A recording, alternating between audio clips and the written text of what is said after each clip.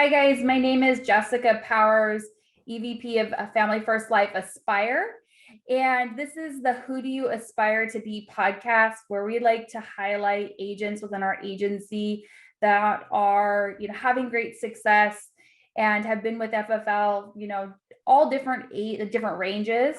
I have the great pleasure of having Mikayla Soto on the call today. She's been with FFL a little over 60 days. In these 2 months, she has issue paid over 35,000. And I'm excited to dive in, ask her some questions, figure out what she was doing before, where she's come from, and her kind of mindset and how she feels, that how she was able to do this and how she feels that anybody else can do that. So thanks, Mikayla, for getting on. I really appreciate it. Thanks for having me on. It's an honor. Awesome. So first off, I think I always like to know, what were you doing before FFL? Were you licensed? Were you not? What was Mikayla doing before this? Prior to this, I was working at an art gallery in Santa Fe, New Mexico. So art's pretty big over here. So that's what I was doing. Kind of like sales, but not necessarily. I have some experience in life insurance when I was I would say 16. I was recruiting for my mother, but it was nothing compared to this. I wasn't really making any money, barely. Wow. So I think that brings an advantage to me on the phones because I'm okay on the phones. So I'm not bad. But so yeah, I really wasn't doing anything in any shape or form related to this. Okay, perfect. So you really didn't have any experience, a little bit of here and there of experience, maybe a little bit in sales, but not really, because art and this is obviously very different. Yeah. What was the reason? Why did you decide to get into life insurance? And then why did you decide to come over with Family First Life? Well, initially I was trying to do, the whole drop shipping thing. You see it everywhere online. I attempted that. It was a huge waste of my time. And then I saw one of your posts actually on Instagram at 1 a.m. one night, and I commented, and I just believed it right away. I wasn't really skeptical. I don't know, maybe I'm just a believer. I don't know, but I didn't see it as a scam. And then from there, I got my license within 2 weeks, and then contracting took a while for me. So I think that that's great that you say that, because I feel like that's something that we hear a lot. And I'm actually guilty of this too. When I first came, across Family First Life, I had that skepticism that you said you didn't have. So, you said I didn't have it. Now, is there specific things that you saw that you were like, oh yeah, stand out to you that you're like, oh yeah, this is definitely not a scam. This is a real thing, and I could do this too. Well, I feel like I didn't really think it was a scam because there's so much out there on YouTube. I mean, how could you? There's so much. Unless you're not doing your research, I could see how you think it's a scam, but I think the fact that you have to get a license to do it is what I was like, okay, this has to be legit. Yeah, you got to get your state license. It's Yeah. not like you can just, I always tell people, it's not like you're selling lotion or anything like that. You're getting a license, you're helping families, you're, have to go through the insurance commissioner. You have to jump through a lot of hoops. You have to have a good background. You Yeah. have to be, the right person and have the right, background and morals to be able to do this. So I appreciate you saying that. So, okay. So you got through contracting, so let's talk about that first 30 days, right? So the first 30 days, you had obviously no experience. What do you feel like are the top things that really set you up for success to get you, on your path to higher issue paid volume up front? Honestly, the fact that contracting did take so long, it prepared me a lot. I watched a lot of trainings during that. So I think that, that happened for a reason. But the phones is the biggest thing for me. I think I really practiced my script and all that before I was even contracted. And that helped me extremely because my first day, I think I booked 8 appointments, which isn't that much, but it worked out. I sold 3 policies my first day.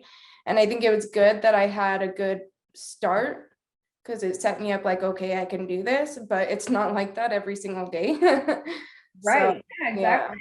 So you had, because obviously, if you were getting, you understood that phones were really important, right? You practice the phone script, which, if anything, I could tell anybody that's listening to this is know your phone script, right? And no matter where you're at in your process, know your phone script, know your objections. Do you think it's fair to say that there's probably like maybe 5 to 7 objections that get stated? Like, there's not a ton. It's not like If even that, it's like 3 to 4 main ones that you just got to get down. You just got to get down. Exactly. And that's what they tell me, like, oh, I'm not good on the phones. I'm like, well, yeah, but it's, the objections. Well, just practice them, right? So, and I remember that. I remember you call, your first dial day here, and okay, you booked 8 appointments, which, like you said, is big scheme of things. That might not be as many as you need to have for your dial day, but as a brand new agent, that's perfect. So let's go. I want to back up just a tiny bit, because in order to be able to, dial the phones, you had to invest in leads, right? How could you forget that one? Exactly. But for somebody who's new to this industry, investing in, or had been, had been a W-2 or things like that, had never been in business for yourself, lead investment can feel a little scary, right? It can feel a little uncomfortable. So can we talk about that? Like, first, maybe what was your initial feelings on leads and how you approach them, and kind of, moving forward with that? Well, initially, I think I watched so much training that it was kind of already somewhat ingrained in my mind. So I was ready to buy leads. I really was. I spent I think like 800 my first lead order, and then my upline client helped me with some. So that helped. And that set me up for some success, because you got to double up on the numbers when you're not that good. Right. And it was uncomfortable, but how could you do it without leads? That's how I feel. Right. Like, it's like you have to do it. You can't not do it unless you want to go door knock and get doors slammed in your face and just feel like a total failure for rejection. I mean, you already get rejection as it is with leads, and those are people who are requesting the help. So it gets easier. I would say that it gets easier. Right. And I always say it's like, you can invest in leads of people that have expressed some sort of interest in life insurance at some point, or you can also be, talking to friends and family, and who wants to do that, right? Who wants to be, I like to be invited to like Thanksgiving dinner and things like that. Again, you don't want to be like avoided, blacklisted, Oh yeah, exactly. And I think that's one thing that I do like is my family is actually asking me, like, why haven't you asked me to buy a policy? I'm like, well, you haven't asked me. I don't I don't need you guys to run my business, but if you need help, I got you. That's such a good feeling too, because I know that there's so many places that don't have that ability, right? That don't have those resources, but it does take getting uncomfortable, investing in yourself. But I give the example of like, well, if you wanted to be in open a restaurant, you're going to have a lot of upfront investment before you even have your customers come in. Way more than this. Way more than this. You can have, start with a $500 or $1,000, and then just start going forward with your business and, learning, funding as you go, and you don't have student debt, right? Yeah. So it's guaranteed you're going to have a return at least. And if you don't, just keep going, you'll get it. Absolutely. Right. And I think that that's true. So it's safe to say, obviously you had some success in the beginning. I'm sure you've had some lulls, right? Some mistakes you've made, or maybe had some lulls of, maybe so let's talk about that, right? Because just as important as it is to have the successes, I think it's also really important for those learning, I don't even like to call them failures, but like those learning experiences, right? So let's talk about like, what do you feel like the type of mindset is required to be able to be successful here? I feel like you really have to believe in yourself. That's really the main part of it, is believe in yourself, and just know that one day is one day, and at the end of it, you're going to have a good month. You're going to surprise yourself, because in the moment, it feels like you're doing a very bad job. It feels like it's really tough. That first month, I mean, I did 14 grand, but it didn't feel like that. It was tough. Like, it's a constant race, but I've just gotten better and better each month. So mindset is everything. You really have to believe in yourself. You really have to double up on training, or else you're going to lose track. Like I've noticed when I stop watching trainings, like I recently moved, and those 3 days I wasn't really watching trainings, and I like lost what I was like, what my goal was, you know? So Right. once I got back on it, I was like, okay, like I got this. Right, because it helps with your mindset, right? So where do you access those trainings? Like, what are your go-to places for that? YouTube, say FFL USA, that's one of my favorites. Mhm. Um, So pretty it's, much everything. I watch a lot of everything. so it's definitely not a lack of resources, right? So if someone Um, came on and was like, oh my gosh, I came to FFL and I'm just not having the success because I don't have the support or I don't have the resources, right? I feel like I always tell people it's not a lack of resources, it's a lack of resourcefulness, yeah, right? There's so exactly. much there that anything you want to learn, you can just plug it in and go, right? Really, you could do this all on your own without having help if you really wanted to. I mean, I suggest reaching out to people, but I haven't actually met anybody from FFL in person. Like I've done this all virtually. Exactly. So, but it can get really lonely if you don't reach out. Yeah, absolutely. I completely agree with you. So let's talk about moving forward, right? So you're getting into your third month. Um, do you have any goals for, not only the personal, like I want to know your personal side goals, but are you planning to build an agency? What is your plans that way?